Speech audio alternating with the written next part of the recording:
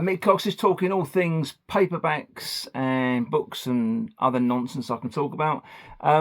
It's been a while since my last video. I think it was October last year. Yeah, usual stuff. Busy at work over winter. We got ourselves a little kitten in September last year, so that's been taking up a lot of time and a lot of food and money, as they do.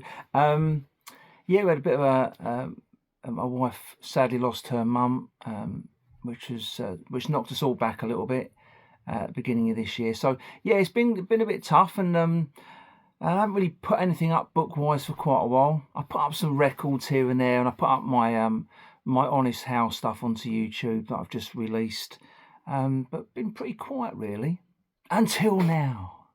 Yeah. So I thought I'd ease my way back into books, because I've got a hell of a lot of books that I still need to talk about, and hopefully I'll continue in the next few weeks and months to get them out. But I thought today, do you know what I'm going to do? There's lots of videos about a band that was very influential to me back in the early 80s. This band here, even though it's backwards, the Meteors. And you're asking yourself, what's the connection between the Meteors and paperback books? Well, there is. On two of their early releases, they released these. In Heaven, which came in September of 81, and Radioactive Kid, which I think was around sort of May time of 81, just before the Cramps tour. And they've both got books on the cover. And when I was young, and I first bought these, this one was December 82 for Christmas, and this one was just before, from Beggar's Banquet in Kingston. I thank you. I thought they just made these covers up. And it was only when I got into my interest of paperback books sort of 20 odd years ago, and I thought, I wonder where they got them from. And it turns out that they did, in fact, take book covers and use them on these particular records. And fantastic records they are. Like I say, this video is not really about the Meteors, about the music. It's more about the connection to the paperbacks, because there's always a connection to books, ladies and gentlemen, always with me. And so yeah, these are actual books that were produced back in the In Heaven one was 58, and the Radioactive Kid artwork was used from 1961. So yeah, influential band on me, as they were to many teenagers at that time, and they still are to this day. Even though I'm in other bands and I play music and all that sort of stuff, I've never really played in a band that does psychobilly. So influential is a strange one really, but they made such a massive impact on me when I was very young, when I was sort of 14 years old, and those early, as anyone knows, once you get that early band, that early music into your ears, it doesn't matter if it was the Pistols or the Specials or Madness or whatever it might have been. There's something that gets you, and like a lot of people at that time, a lot of young boys and girls, when you heard the Meteors for the first time, it blew me away. And the reason was not because of the paperback connection, because the paperback books came way later. It's purely the fact that I was a kid of early teenage years, sort of 12 or 13, and all I would read was horror books by Dennis Gifford, and I would watch the BBC Two double bill horror films from the back in the day, so Dracula's and Werewolves and all those Universal and Hammer films. I couldn't get enough. I was just amazed by those films. And at the same time, in sort of early 80 and 81, I was, again, music-wise, there was all this stuff going on. My sister was listening to XTC and the Pistols and stuff, and I was getting into listening to Gene Vincent and Eddie Cochran and Elvis, And I thought, I really like this rock and roll, this rock. I didn't know it was rockabilly, but rock and roll. And but I love horror movies, and I love rock and roll. But there was nothing there for me. I loved the Crazy Cav and stuff, and when I first heard the Polecats and the Stray Cats, you think, oh, this is great. But there was something missing to coin an Escalator song. That's an in-joke.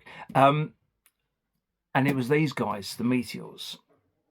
Paul Fennick on guitar, Nigel Lewis on bass, and Mark Robertson on drums. And I would have heard this in the summer of '82, and I didn't even know that the original lineup had already broken up. That's how late I always am to the party. Anyway, so I'm sort of 14 years old, and I'm being introduced to this band on a record player, and it was 2 records. It was Meteor Madness, which came out first, the EP, back in early January of '81, and then Radioactive Kid. And I listened to both of those, and they blew me away. And that was it. I was done. And then Christmas of '82, my mum and dad bought me this funky little thing here in heaven, and that was it. I was done. And because this band gave me rockabilly, like it did for a lot of other teenagers at the time, and it also gave me the horror, because they were singing about vampires, werewolves, zombies, and teenagers from outer space, and that was a connection that I needed. And it was only later that I realised, even though I didn't get to see the original lineup, which was a bit of a shame, and I didn't see the Meteors until 1984, March of '84 at Felton Football Club. Yeah, that was a scary night. When I was 16, I think I was. Yeah, and I've loved them. But they have been an influence, but they've not been musically in my path that I've taken through music to doing country rockabilly. But I've always loved it. I love psychobilly music. Some of it's great, some of it's not so good, but it is what it is. And after seeing them for a couple of years, I didn't see them or buy any of their records probably into late '85, early '86, and it wasn't for me anymore. The lineup had changed. Nigel and Mark had left, and Paul continued, as he does to this day, with the Meteors, and they're doing their thing, and that's great. But I sort of stopped around sort of early '86, and nah, not for me. Again, I'm always been into art, and those albums going in sort of '84 into '85, that the artwork on the covers was not for me, thank you. And musically as well, everything was too fast. It was too fast. There was no from the early days there was a spirit, and there was a melody, and there was a thought process behind the songs, and I just felt that the later stuff it all got a bit nuts, really. I didn't really like it, so I dipped out and done other things on the rocking scene and all that stuff. But anyway, yeah, so I'm going to talk about the connection with the books. So not so much about the records, because we've all heard about the records and we all know what they're about. It's the books that are on the front, and that's what I'm going to go into now. Talking about Radioactive Kid first, and then we'll talk about the book that inspired that cover, and onto In Heaven and the book that inspired, or the artwork that inspired the In Heaven cover, and how important it is. And to show you the books, because I've got them, and to talk about the artwork and what it means and why they might have used it. Who knows, eh? Anyway, let's get to it. We're going to start with a bit of Radioactive Kid, because they didn't care what they did to the Radioactive Kid. Hello, welcome back for a bit of Meteors and a bit of Pulp. The combination of the two, I would imagine, is quite deadly to most people, but I'm going to concentrate a little bit more on not the musical side of the Meteors, but certainly on the connection with the books. And I think that really comes, well, I'm thinking it comes from Nigel, who's the bass player, who's in the middle of that that single sleeve there, Radioactive Kid. Was it Nigel or was it their manager, Nick Garrod, that sort of pushed for this stuff to go on there? I don't know. It was obviously very influential at the time with the band, and they've obviously seen this book, which even in the early 80s must have been really hard to find. And it's this particular cover from their record. This is the clear vinyl version here.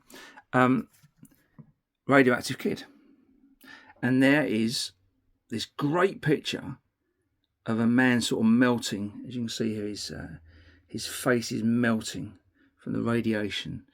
And the song is unbelievable. It's one of my favourite psychobilly songs. I think it's the first proper psychobilly song, really, if I'm honest. We can argue about that all day. Anyway, yeah, Radioactive Kid. What a great single. And on the other side was the fantastic Graveyard Stomp with some people hurling themselves about on the floor there. This is the Chiswick one. Anyway, so that's the connection with the books. And I wonder where they saw this image and why they used this image. And this is the original artwork that was used on this cover. Fantastic Stories of Imagination. This is number 6 from 1961. The Cosmic Relic by E.F. Russell. And that artwork, this fantastic artwork, this copy, which I'll show you in a minute, is in pretty decent nick. I've sold a couple of these and upgraded each time, and I'm pretty much at the mint minus condition now for this one. This artwork is by a guy called Alex Schomberg. I don't really know what else to say about it, really, apart from the fact that it is completely sublime. And I can see why, if it was Nick or Nigel or someone in the band that saw this and thought, yeah, let's use that for the Radioactive Kid single. Ziff Publications, Ziff Davis Publications, sorry, this particular. It's like a sort of magazine come digest book from June 1961. And I've had a few copies. Some of them have been in pretty tatty, but I keep upgrading. So this is volume 10, number 6. And on the back, you just got a nice little Ziff Davis publishing company there. And yeah, it's a tough one to find now. There was a few years back, I'll say about 5-6 years ago, there was a couple knocking about.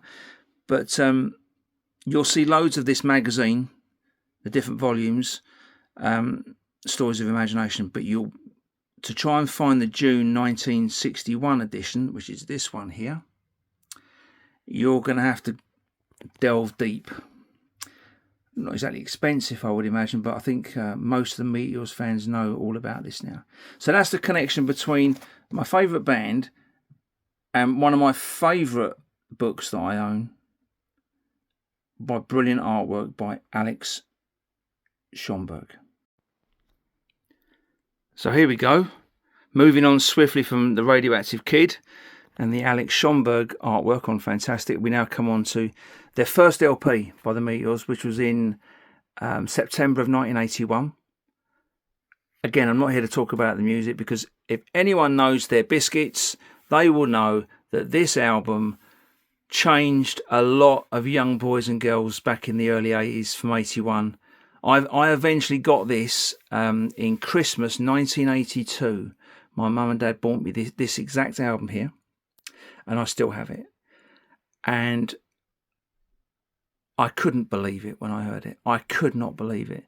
It was different to Radioactive Kid and the Meteor Madness EP. It was different sound-wise, but the songs are all there. Attack of the Zorchmen, The Crazed, it's Psycho for Your Love, Rockabilly Psychosis. All the hits are there, kids. But it's the book connection that when you get a little bit older, like I got into my paperbacks, I wondered, is that a real book? The Case of the Meteors in Heaven. And surprisingly enough, it's not. They just adapted it from another book. Originally, as you can see here, I've got 4 copies. I don't really know why. I just pick them up at book fairs because book collectors or people that sell paperbacks at book shows, they just think it's a book by Dragnet, and you can usually pick these up for 4 or 5 quid each. Nothing really. But I know the connection is a lot greater because people that collect Meteors collectibles and paraphernalia, they want this book.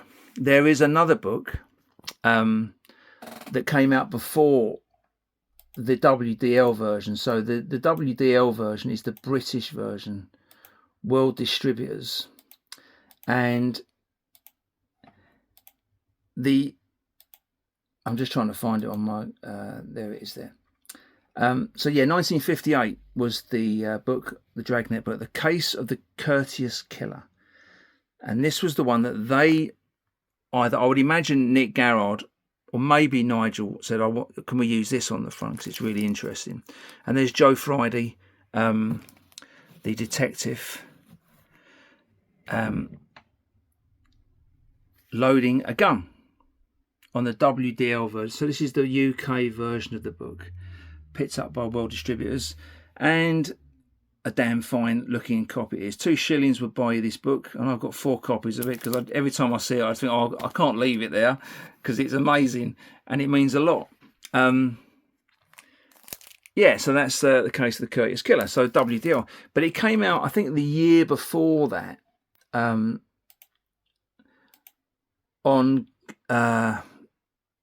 gold medal books, I do believe, with a different cover. It was the same picture of Joe Friday, but Joe Friday wasn't holding a gun in that particular way. So yeah, it was a pocketbook. I do beg my pardon. It was a pocketbook edition by Richard Deming. Not sure the year. I think it was the same one from 1958. But on that one, if I can show you on my a little computer, he's holding the telephone and he's not correct because on the album he's loading his gun, and that's what the WDL version is. That's why the UK version is the one you want, not the American one, because it is wrong. It's not correct at all. He's got a telephone in his hand. You're not going to kill... Well, you could kill someone with a telephone. Joe Friday probably could, but it's the gun thing that's going to help you. And this album, In Heaven, changed my life, as it did for a lot of young teenagers at that time. And I think it's amazing. And it still is. So amazing. I bought the nuclear version that came out a couple of years back. A Russian record company done this. I'm not sure if it's official or not. Probably not. But they done it and they kept it all the same, really. There's no extra tracks on there, but it's just interesting to I think it's got yellow vinyl. Anyway. Shouts Aloud, Earwigs in My Brain, Attack of the Zorchmen, The Craze, Love You to Death, Teenagers from Outer Space, Maniac, Death Dance, Into the Darkness, Psycho for Your Love, The Room, Rockabilly Psychosis. As a teenage boy who loved horror films, especially the sort of the gothic-y Hammer ones at the time, and who loved his rockabilly, I loved Eddie Cochran, Gene Vincent, Elvis, Crazy Cavern, the Polecats. All of a sudden, I was given a band that played rockabilly with a bit of oomph, and most of their songs were horror connected.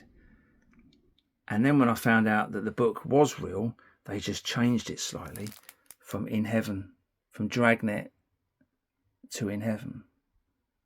I thought, wow, let's see if I can find it. And they come up quite a lot. So if you are out and about and you're in a charity shop and you see the WDL version of The Case of the Courteous Killer, Dragnet, by Richard Deming, buy it. And if you put it on eBay, like I've done a couple of times and sold a few copies, They usually go for sort of £20 to £25 for a good As long as you put Meteors in your title, they'll buy it, and it's worth it. I've never read it, but I've listened to that. And if you want to hear a band that changed a scene and made their own scene from sort of rockabilly to a new one called Psychobilly, and we could be here arguing about the Cramps who came before them and the Meteors, it doesn't matter. It's the artwork on the book and the photograph and the band that they were. Anyway, that's it. I'm going to get back to doing some serious book stuff, hopefully next week, and I will see you all then.